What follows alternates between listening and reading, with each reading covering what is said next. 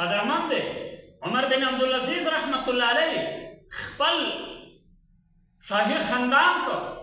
او عام اعلان یې وکړ چې شاباس تاسو ټول د دمشق جامع مسجد ته سره جمع شئ ټول خلک جماعت ډکوي منشي ته وایي چې شاباس کاغذات واخله ځکه چې په مونږ مخ شي بادشاهونه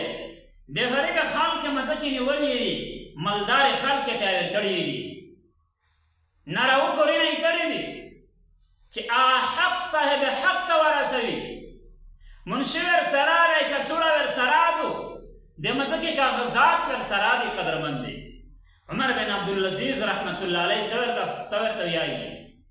چې دا پلونکي دوی مځکه دا د پلونکي غریب مسلمان دو لیکن د میژه خاندان د پلونکي بادشاه زوی ځنې عصب کړی دو ځنې نیولې دو په زور باندې یا دارنګې د پلور د ته په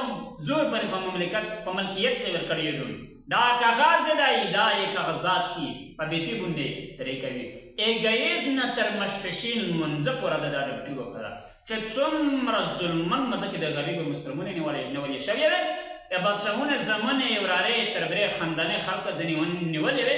ټولې ور واپس کړې نو قدرمند دا ته انصاف یایي دا ته صدر مملکت یایي دا ته د وخت امیر المؤمنین یایي رحمه الله عجیبه حالات د ده دي عجیبه کردار د ده دی نن په ټوله دنیا کښې داسې کردار څوک نشي پیش کولی الحمدلله د افغانستان اسلامي امارت هغه نظام قایم کړ چې کوم نظام د عمر بن عبدالعزیز و کوم نظام د الله جل شانه خوښ نظام هغه نظام نن په دنیا باندې قایم په خپل ملک باندې قایم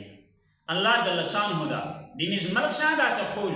اسلامي خوشحاله نظام روالي الله د میز د مملکت د خورې د مسلمانې